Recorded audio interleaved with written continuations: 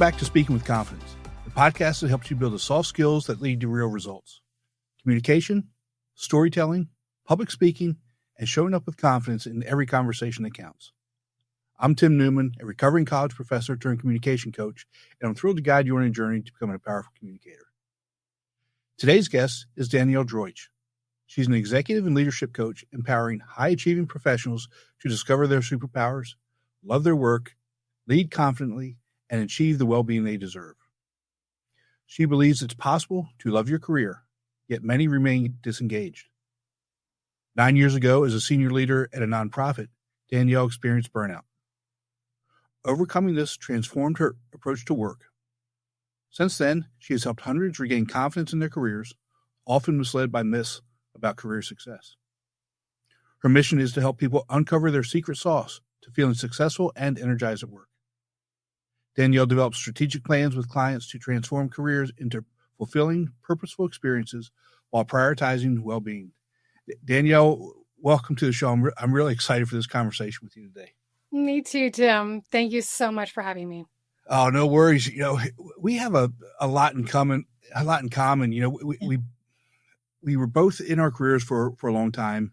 And, you know, at some point we both felt just completely unfulfilled professionally.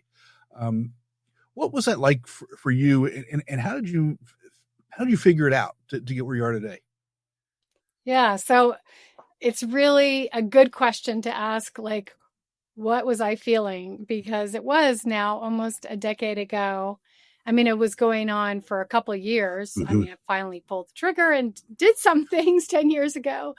It probably started 15 years ago. And I found myself constantly looking for, like, what should I be doing? Like, it was more just, I was in a search zone and I was going to work every day, but and it wasn't that I had a terrible job. In fact, I mean, the job was just fine. It was, I was feeling something was missing. That's the best way to describe it. Something was missing for me. And I didn't know what it was. I just knew that sometimes I was really bored at work. Sometimes I got really irritable with the very, very small things. I went feeling impatient. There's just all these little, you know, sort of emotional indicators. But I kept thinking, well, maybe I just should make a change, some sort of career change, which ultimately I did, but I had no idea what that change should be. So I just kept researching and researching, going down, you know, endless Google search paths. And, you know, eventually I figured it out, but that's kind of how I was feeling for a couple of years, at least. Yeah, you know, there's so many common themes there. And, you know, I felt really kind of the same ways, you know, and my wife kept saying, well, what is it that you want to do? What is it that you want to do? And, well, I don't know, because our lives get so wrapped up in our jobs, and that becomes who we are. And that's really, and the reality is that's not who we are. It's what we do. Yes. And you just said the right thing. Yes. You know, we spend so much time there. And it was like, you know, for me, she kept saying, what do you want to do? What do you want to do? I don't know. I don't know. And, you know, I tried a lot of things, and I got a lot of new hobbies, a lot of things that I really enjoy now. Doing podcasting is actually one of them. Mm-hmm. And obviously that's become part of my new career, but finding that thing that really inspired me to get back to what it was when I first started my career it wasn't easy. And it took me about 5 years for whatever reason. You're not alone. It takes, when people start to feel something's missing or something's not right, or, you know, there's lots of different ways, a lot of different words or phrases people use. And sometimes we start with focusing on the, like, it's my boss, it's my job, you know, like we externalize it.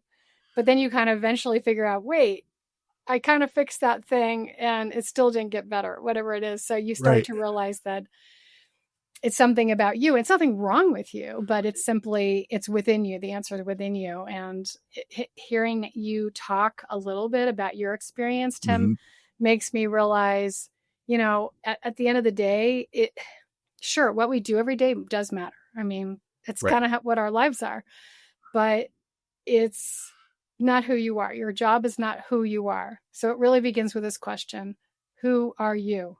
Who are you? Yeah. And that's a tough question. It is. And as we get into this, I really kind of hope that, we can help, the younger generations figure this out a lot sooner. Not that we didn't have it figured out, but it took so long for us to make that change or make that adjustment. And not that we should make snap decisions, but 5 years is a long time to be unhappy, Yeah. or to be unfulfilled, especially when we're doing, when this part of our life takes up so much of our life, Yeah. Yeah. You in our pre-call, you told me a story about how the first time that you said that somebody else told you that you were extraordinary at something. And to me, that was such a powerful story. Can you share that? Because I think that's really the essence of what I think our listeners really need to hear. Yeah. I'm not sure what my story was. Maybe give me It was, you were good at being a lawyer. You were good at doing your previous career, previous profession, but nobody ever told you were extraordinary until you became Yes. a coach. Yes.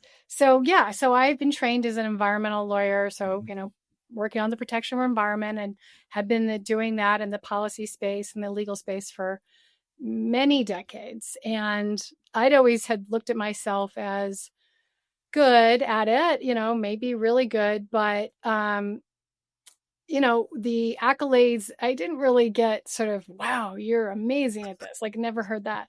But I did get sort of, I kept getting promotions, and I kept getting, there would be other accolades, other measures of success.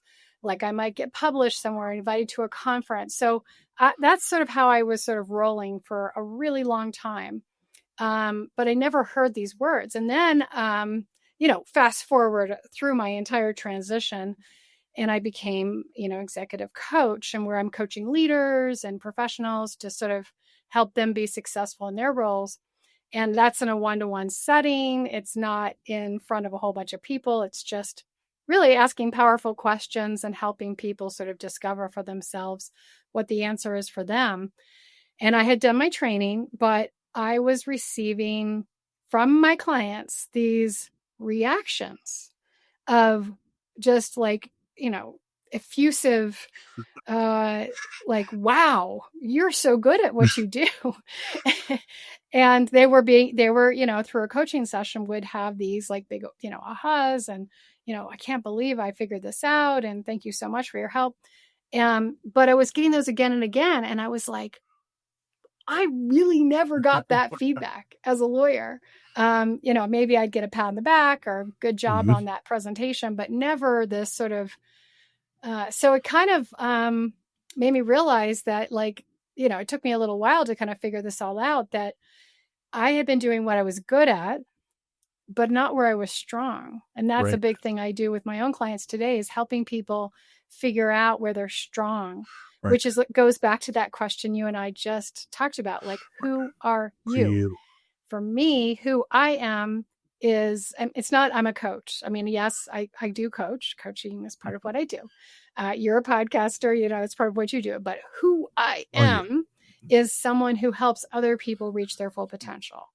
I help them become like the strongest possible humans, and do-gooders and high impact people that they can be. And coaching is a means to get to doing that.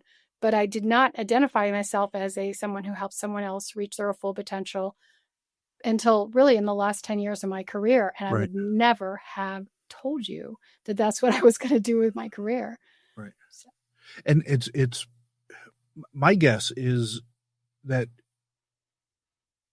that's who you are outside of coaching. You help people in whatever aspect or situation that you're in. That's what you do, because that's kind of what coaching is. It's kind of what we do all the time anyway, in this profession. I think in education, being a college professor or what have you, that's what we do, is we help people. And if we could figure out how to get younger professionals, the younger generation, to figure out who they are and what about them makes them, what is their special sauce, what is their superpower early, Yes. how much better would their life be, both personally and professionally?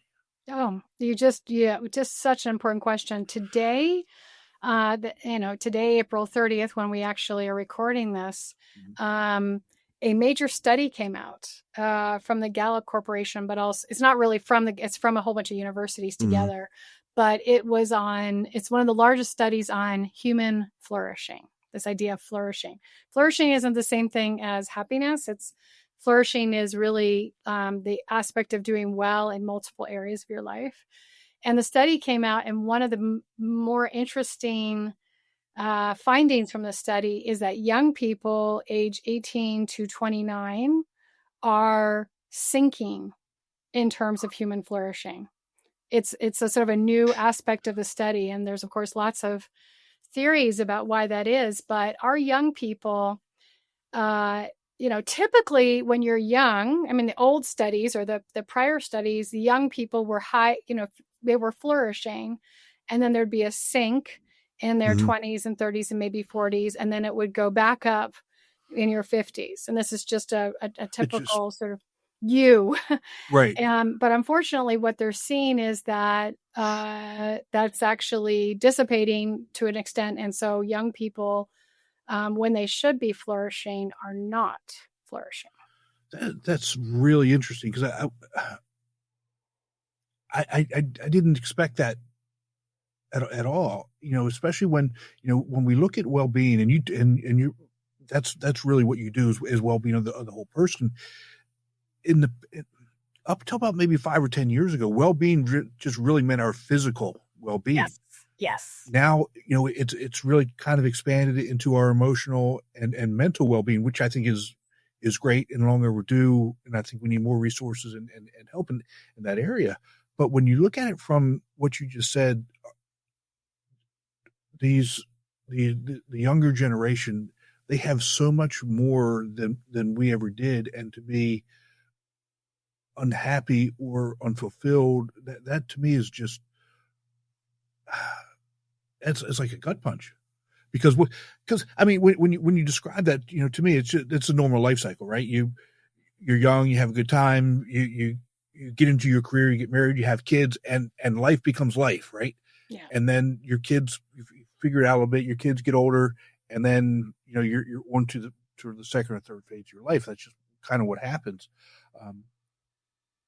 What are your thoughts on that? I mean, Well, let's start with what well-being is. And you were hitting on elements. The well-being is sort of a multifaceted picture, and so it's important to kind of really ground ourselves. Well-being is at its core, feeling well in your life.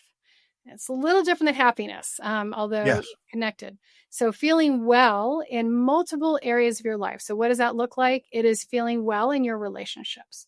It is feeling well in your work. It is feeling well in your financial state. It is feeling well physically. It is feeling well mentally. It is feeling well in terms of your connection to your community. So, you can almost imagine like a whole bunch of spokes around a wheel. And you don't have to necessarily be feeling well in all aspects, but you need to be feeling well in multiple aspects. So we are often putting a lot of energy and attention into career. I work with career stuff all the time, but I always caution my clients, yes, it's great to feel well at work. We spend a lot of time there. But if you're just focused on that to the detriment of everything else, then you are probably not going to have a high level of well-being because you have ignored the other pieces. So what we want to do is we want to think, okay, how is my mental well-being? How is my relationships, like my friendships, my family connections? What about my community? Am I connected to my community? Yeah. Am I feeling well in that space? What about my finances? Like, do I feel well there? And we go through that process of understanding, and then we sort of, start to reflect, oh, okay, maybe I need to focus on a couple of areas and bring those up. And when you bring up, like, let's say you are feeling well in 2 areas, but you're not feeling well in 4 areas, and you focus on those 2 of those other 4 areas, you can actually bring your overall well-being up substantially, because you are like looking at Yeah. multiple spokes. So it's not really about getting one of the spokes really strong. It's about trying to get as many, but maybe not all, but as many spokes on that wheel, to be strong.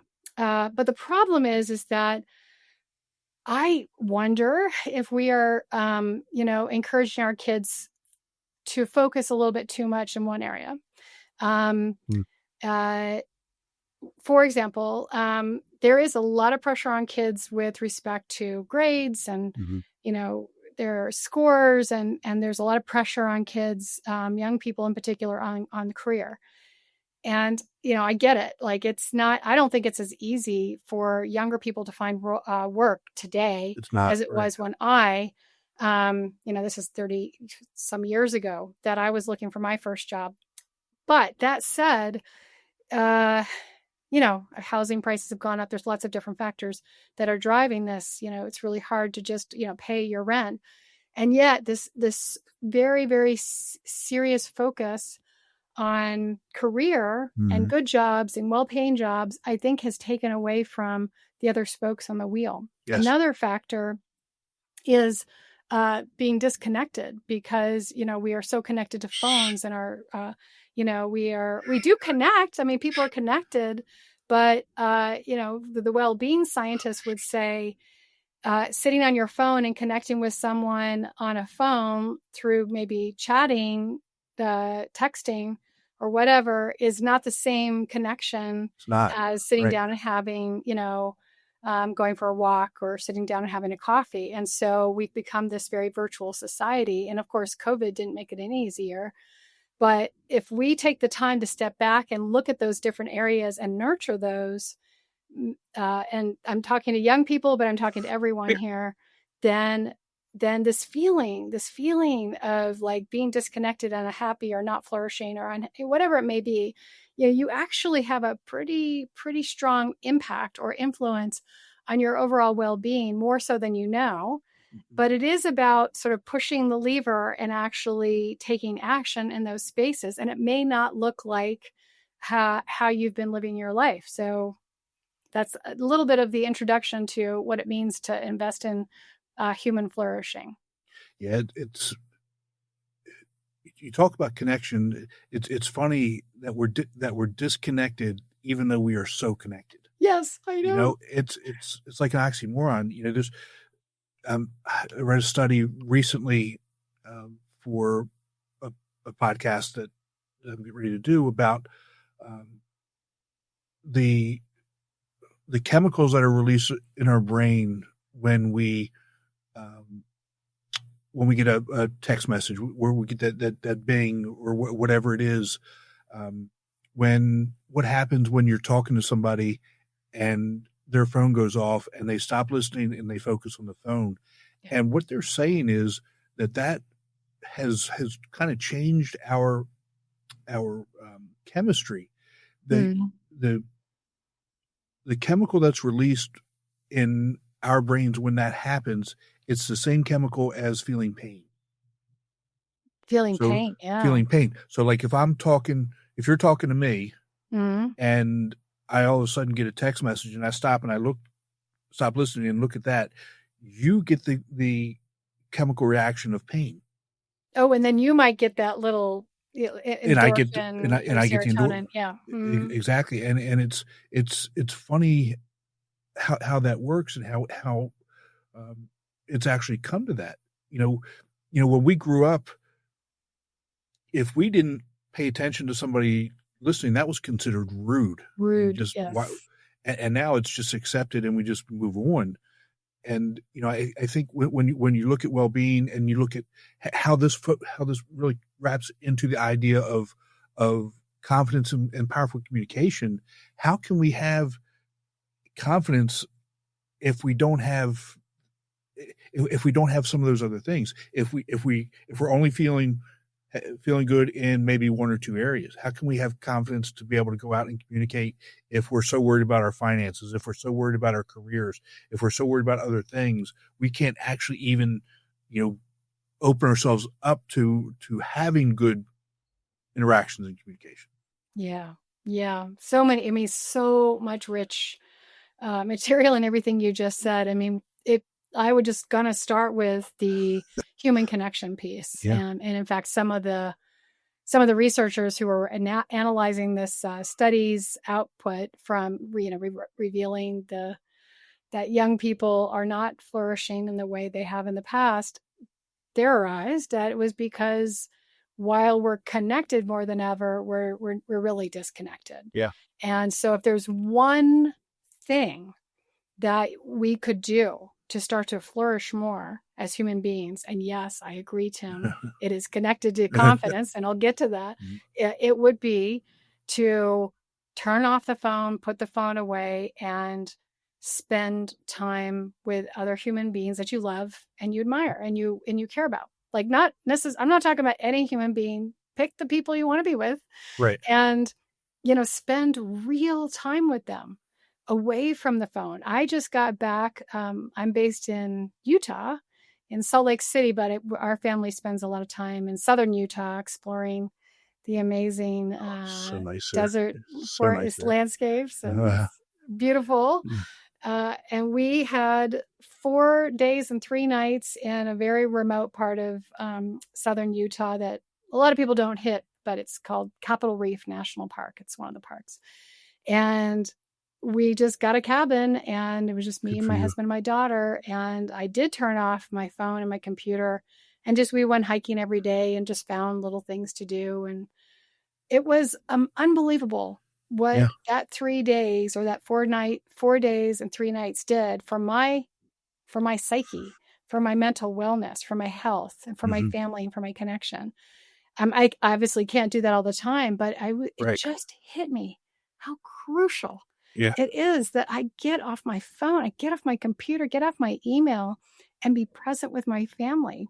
And this is true for just about anyone else. And I would say that if we were to do more of that, yes, and your well-being will go up in a way that you couldn't possibly predict. It's not the only thing you can do, but it's probably a game changer when it comes to someone who feels like they're not flourishing in life.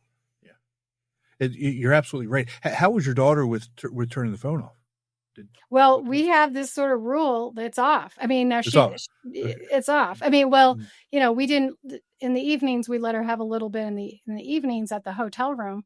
But when we're out in the environment, when we're hiking, it's a rule, and she understands it. And the interesting thing, and this is probably true for many people, initially you might feel a little uncomfortable, right? You're like, ooh, I don't know. Can I really step away? But then I watched this transformation where she basically starts to embrace the outdoors. She starts to discover things. And I see the kid that, truly is what a real kid does, is like discover the environment. But it's true for all of us. It doesn't have to be just kids. I know we live in a society now where kids and all of us are connected. I mean, there are some people who have chosen not to be, but I'd say the vast majority, kids included, have iPads and phones and so on and so forth. But if we can learn how to unplug and connect with other people, or even connect with something we love to do, like read a book or, do a hike, it doesn't always have to be with other people, but it's really about getting back to your sort of core self, like what actually you enjoy.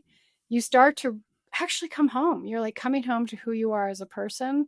And then other things start to open up, because if you are, I'm not saying you're going to hit the peak of flourishing, but let's say you move your flourishing from, a 5 to a 7 or an 8, let's say. I'm just giving a ranking. Guess what happens? You start to feel better, and you start to show up more as your authentic self, and you are seen as more confident. You feel more confident because you are taking action to actually invest in yourselves. And I think right now, just in general, there's just a lot of people chasing after whatever. They're chasing after, they're just chasing. And they haven't stopped to just take a breath and say, who am I? And who you are is you without a phone, first and foremost.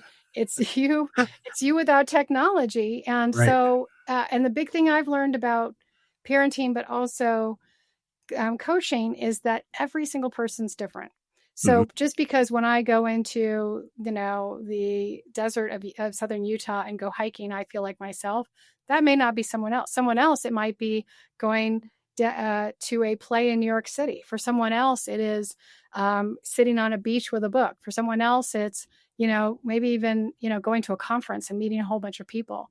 And this is where it is about like really trying to figure out who you are.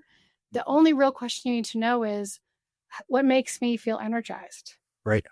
What brings me energy? Because that's really the clue to your superpowers. But first, you have to get off your phone.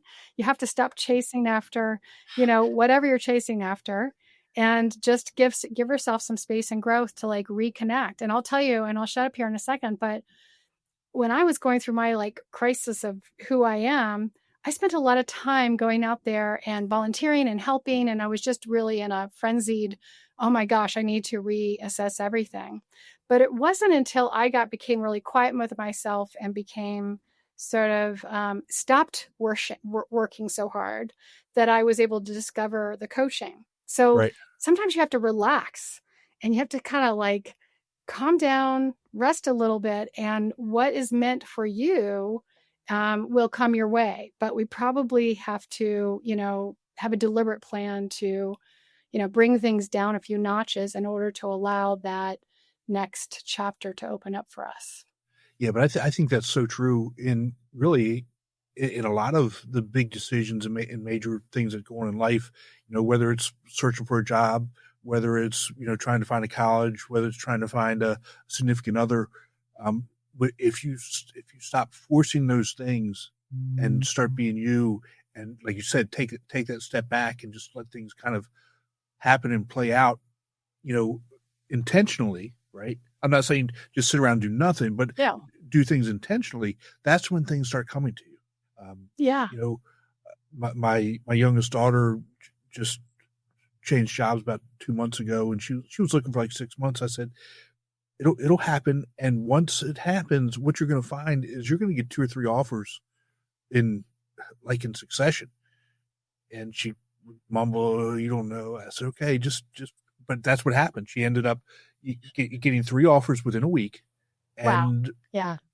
It was like, wow, now she has choices. You don't have to take the first job. You don't have to, it's offered just because you don't like the other one. You can sit back and relax and truly think about it and do what's best for you and your family. Yeah. It's such a good example though, what happened to your daughter, because I've seen it with clients even, and whether it's looking for a job or I need to figure out what comes next, or I feel lost and I don't know what I'm doing with my life, whatever it is, when you're in that space of chasing after something, or you feel scarcity, or you feel worried, or you're not in a good space. You're not in a good headspace over the thing that you're going for. It's almost the worst thing to do to keep chasing. Right. And in a way, and that's what happened with me. Like I spent all my time, like I was in a bit of a crisis of confidence over who I was, but I had no idea what I was going to do next. And, I did a lot of things looking. I definitely agree with you when you said, don't just sit back and do nothing, because that doesn't do anything. Right. You need to act. But in terms of your mental capacity, it's not about chasing after something. It's really about relaxing into believing and trusting that it will come your way, but you need to be intentional. And so, when I became intentional and thoughtful and relaxed and sort of stepped back, then, eventually what happened was a coaching program came across my desk, and I looked at it and I said, I don't know why, but I think there's something about this coaching program that's for me. And I was just listening to my sort of inner voice saying, maybe you should sign up, or let's take a look at this course. And I've had other clients do this to me too, like where they're like, this thing came across my plate and I'm really curious about it. Like maybe I should look at it. And I always say, yes, if your curiosity is piqued, curiosity is often your intuition speaking to you. Not always, but many times it's your intuition saying, this is something to follow. And then you just, without worrying, without grasping, without, chasing, you open, you explore it. And the next thing you know, you might have 3 job offers, but Exactly. it's a little bit of an energy shift. That's sort of a prerequisite to kind of figure it really is a prerequisite to confidence, because confidence doesn't come from chasing and scarcity and any of that. It really, I mean, I was at the top of my career when I went into this sort of crisis that I am mentioning. I had no confidence at that point. I had no confidence. And it wasn't going to just be created from working even harder at the current job I had. The confidence came from aligning myself with more of who I was. And that turned out to be someone who helps other people reach their full potential. That's now I feel so confident in that space. And so I sort of aligned myself and my work, my life, my purpose, even my spirituality is all connected back to this idea of helping other people reach their full potential. And coaching is one way I do that. And I think it's also important for people to understand that can also change throughout our life too. Yes. Our core values don't really change. Yeah. Who we are doesn't change, but how that comes across and how that's expressed and how that actually, plays out in relationships and work product and those other types of things that go on in life. Yes. Can and do change. And probably should change. I mean, you're right. I mean, if you're doing the same thing over and over and over again, year after year, it probably gets boring after a while. Now, maybe you change it up in a different way, but even my father, who was a federal government employee for 35 years, my parents, it was stay in the same job forever, ever, and ever. That's not the way it is now, but it was for our, my parents and grandparents. And so on. But he was always changing things up all the time within his job. He'd find new projects and more new things. And the reason is because you can't do the same thing over and over again. Our brains aren't even built for it necessarily. So so it can be a job change. It can be how you deploy. I work with a lot of mid to senior level professionals who are sort of hit that wall, the same wall I hit. Right. And they are all playing with things like, they're not so much playing with like, what should my career trajectory be like? I mean, they are wondering about their careers, but they're thinking more about purpose and impact. They're like, where can I make the best impact in the world? And so sometimes it's speaking, sometimes it's podcasting, sometimes it's blogging, sometimes it's, a career shift, but they're really interested in like, how do I leave a legacy that I can feel really proud of? And I'm not saying the young people need to worry about that now, but you can begin the journey by asking, who am I and where can I really best create the best results? And the reason we want to care about that, even when you're starting your career, is that people notice you, they feel that impact from you, you get your confidence from, I mean, I could go on, not from your skill set, but from the, sort of this idea of superpowers. Like that's where you start to feel really energized, is how you deploy your skills and the impact you leave, if that makes any sense. Yeah, it makes a ton of sense. I call it your innards. I mean, it's your innards. It's you could you actually feel it inside of you. I mean, you at least I do. You feel what you feel that confidence, you feel that strength, you feel that passion, that emotion, and then it comes out in the way that you want it to, as opposed to not feeling it and it comes out as anger, as frustration, as disappointment, or whatever that is. Yeah. And figuring out this idea of who you are is really a tricky business because, we are from the very young age, we go to school, we learn skills, we learn knowledge, and then we go to college maybe, and we're doing the same thing. And so it's all about acquisition from outside yourself. Like, what can this professor teach me? What can this program teach me? And we get very focused on that. And I'm not saying that doesn't matter, because I read job descriptions every day and I know what the job market's looking for. And they want people who know Microsoft Excel, and they want people who have certain capabilities. But The deployment of having knowledge and skill is not really the secret sauce of Right. confidence and strengths. It's not. It's really found in how you deploy a skill, how you show up in the workplace. So you may have the knowledge of, let's say, project management. You may be a project manager and you're really good at organizing information and data and sequencing and timelines, and you've been trained, and so you know all this stuff.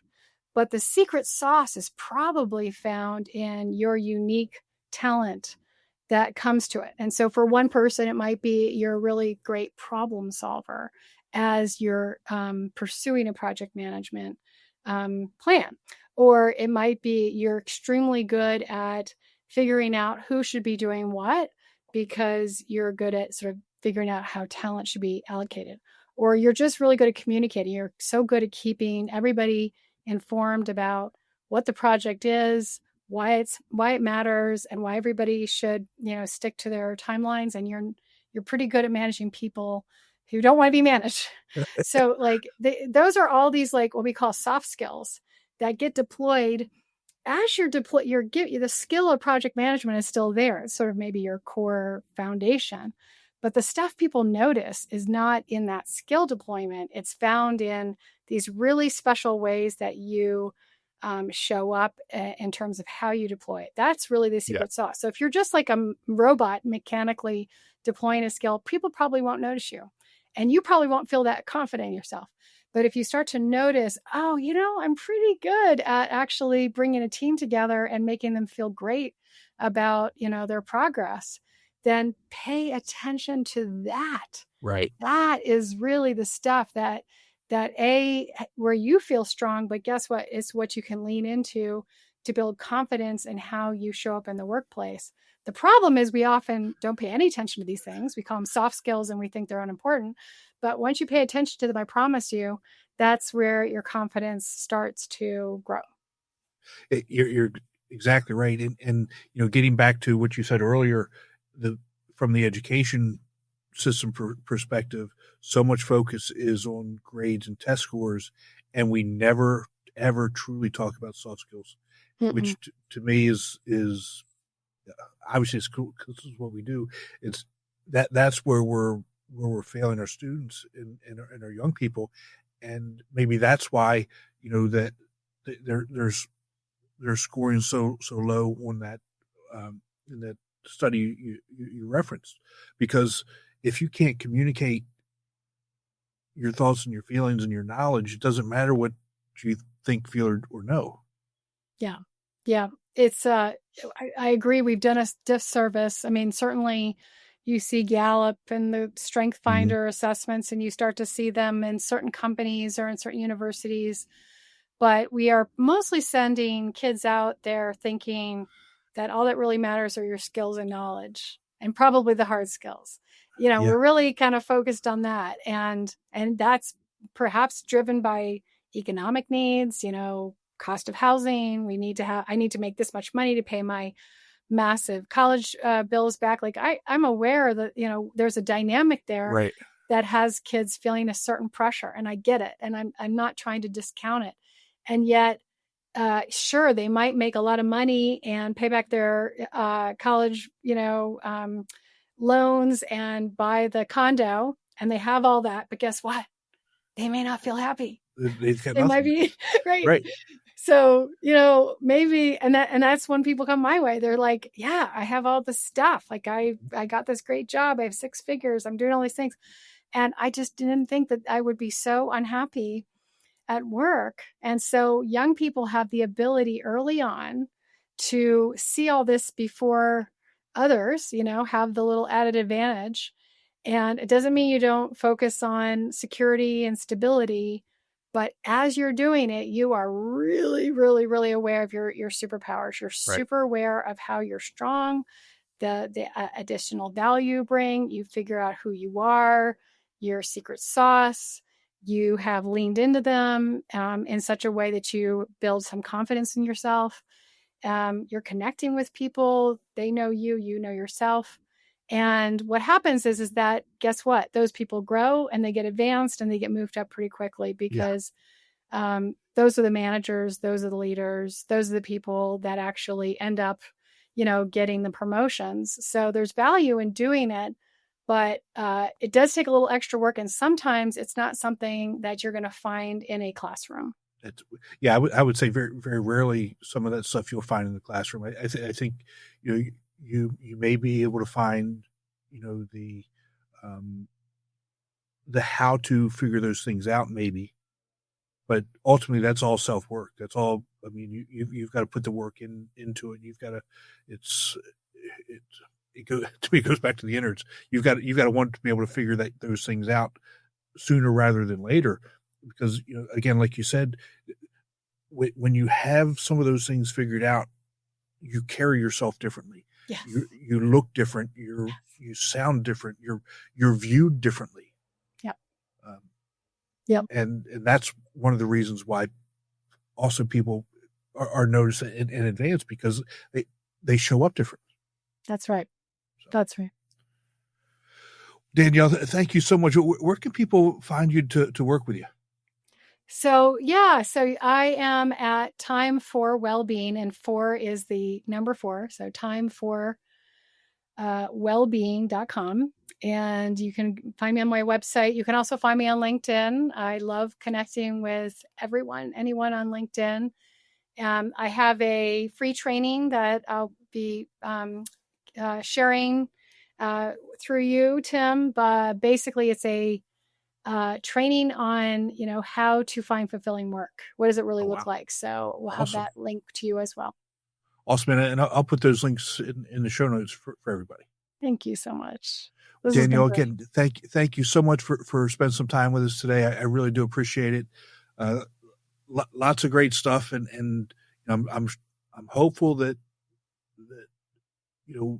not just young professionals, but people in general really get into that work and figuring out who they are, because it's life-changing both personally and professionally. 100%. You just nailed it. Thanks so much, Tim. I'm so happy to have talked to you today. All right. Take care. Be sure to visit speakingwithconfidencepodcast.com to get your free ebook, The Top 21 Challenges for Public Speakers and How to Overcome Them. You can also register for the Forming for Public Speaking course. Always remember, your voice has the power to change the world. We'll talk to you next time. Take care.